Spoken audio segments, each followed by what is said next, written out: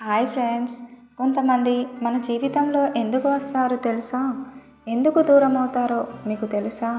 కొంతమంది చేదుటి జ్ఞాపకాలు మిగిలిస్తే, కొంతమంది జీవితాంతం గుర్తుండిపోయే జ్ఞాపకంలా ఉండిపోతారు. వాళ్ళే ప్రపంచంలా అనుకున్న మనల్ని అదే ప్రపంచంలో ఒంటరిగా ఉండిపోయేలా చేస్తారు. ఇదే జరిగింది ఒక ప్రేమ జంట మధ్యలో. సో కథలోకి వెళ్ళిపోదామా?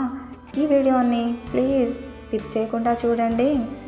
మీ జ్ఞాపకాలు కూడా ఒకసారి గుర్తొచ్చేలా చేస్తుంది ఈ కథ.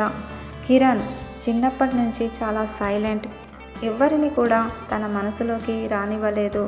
ఎందుకంటే అతనికి భయం ఎక్కడ దూరం అవుతారో అని. కానీ అదే జరిగింది తన జీవితంలో. Kiran college days. అదే మొదటి రోజు కాలేజ్కి. గాయత్రి మొదటిసారి కాలేజ్ క్యాంపస్లో కనిపించింది. తర్వాత తన క్లాస్ రూమ్లోకి వచ్చేసింది. ఆమె నిర్మలమైన చిరునవ్వు తనను మొదటిసారి చూసి తను నా కోసమే పుట్టిందా అని అనిపించింది కిరణ్కి. ఇద్దరి మధ్య స్నేహం ఏర్పడింది. ఎందుకంటే ఇద్దరు కూడా ఒకే క్లాస్ కాబట్టి. చదువుల్లో అలాగే క్యాంటీన్ అని ఒకరినొకరు కలిసే ఉండేవారు. నెంబర్స్ ఇచ్చుకున్నారు. రోజు మాట్లాడుకునేవారు. గౌతమి ఒక మాట అన్నది, కిరణ్ నీతో మాట్లాడితే నాకు చాలా కంఫర్టబుల్గా ఉంటుంది అని. ఆ మాట కిరణ్ గుండెల్లో ఒక స్థానం సంపాదించింది. వాళ్ళు ప్రేమ అని ఎప్పుడు చెప్పుకోలేదు, కానీ ఇద్దరు ఒకరినొకరు ప్రేమించుకుంటున్నారు. కిరణ్ మొదటి మెసేజ్ గుడ్ మార్నింగ్ అని. అలాగే రాత్రి పడుకునే ముందు గౌతమి కాల్తోనే తన రోజు ముగిసేది. కిరణ్ తన భావాలను ఎప్పుడూ చెప్పలేదు గౌతమికి. ఎందుకంటే ప్రేమ అని చెప్తే తను ఎలా రియాక్ట్ అవుతుందో అని ఒకవైపు భయం, మరోవైపు తను ఒప్పుకున్నా సరే ఎక్కడ దూరం అవుతుందో అని భయం. గౌతమి కూడా చెప్పలేదు తన ఫీలింగ్స్ని. ఇద్దరు ఒకరినొకరు చెప్పుకోలేదు. కొన్ని ప్రేమలు భయం దగ్గరే ఆగిపోతాయి. అవును కదా ఫ్రెండ్స్? ఒకరోజు సడన్గా గౌతమి కిరణ్కు కాల్ చేసి నాకు ఇంట్లో పెళ్లి సంబంధాలు చూస్తున్నారు అని ఏడ్చింది. కిరణ్కి ఒక్క క్షణానికి గుండె ఆగిపోయినట్టుగా అనిపించింది. ఆమె అడిగింది చివరి ప్రయత్నంగా, ఏమైనా చెప్పాలనుకుంటున్నావా కిరణ్ అని.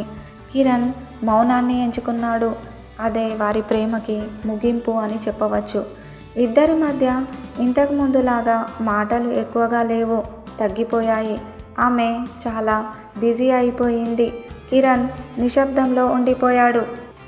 ఒకరోజు గౌతమి తన మ్యారేజ్ ఫిక్స్ అయింది అని మెసేజ్ చేసింది. హ్యాపీగా ఉండు అని కిరణ్ రిప్లై ఇచ్చాడు. ఆమె పెళ్లి ఫోటోలు చూసి అందరి ముందు నవ్వాడు, కానీ లోపల బాధపడ్డాడు, ఏడ్చాడు. ఎందుకంటే ఆలస్యం అయిపోయింది అని. కిరణ్ జీవితం ముందుకు సాగిపోతూ ఉంది, కానీ గౌతమి జ్ఞాపకం తన జీవితంలో అలాగే మిగిలిపోయి ఉన్నది. ఒకరోజు సడన్గా గౌతమి నుంచి మెసేజ్ వచ్చింది, ఎలా ఉన్నారు కిరణ్ అని. అతనికి గతం మళ్ళీ గుర్తుకు వచ్చేలా చేసింది ఆ మెసేజ్. గౌతమి ఇలా చెప్పింది, నువ్వు నీ ప్రేమ గురించి చెప్పి ఉంటే నేను ఎదురు చూసేదాన్ని. అదే నేను చెప్పి ఉంటే నువ్వు బాధపడేవాడివి ఏమో అని నేను చెప్పలేదు. ఎవరి ప్రేమ వారి మనసులలో దాచుకొని ఒకరినొకరు దూరమయ్యారు, కానీ మనసులో మాత్రం ఎప్పటికీ వాళ్ళే ఉండిపోతారు కదా ఫ్రెండ్స్. ఇలా భయపడుతూ దూరమైన ప్రేమ కథలు మనం నిజ జీవితంలోనే చూస్తూనే ఉంటాం. ఈ కథలోని సన్నివేశాలు, పాత్రలు అన్నీ కల్పితం, ఎవరిని ఉద్దేశించి కావు. మీ జీవితంలో కూడా ఇలాంటి వాళ్ళు ఎవరైనా ఉంటే ఈ కథని వాళ్ళకి షేర్ చేయండి. మరిన్ని హృదయాన్ని తాకే కథల కోసం నా ఛానల్ సబ్స్క్రైబ్ చేయండి. Please like, comment, subscribe. Thanks for watching. Thank you all.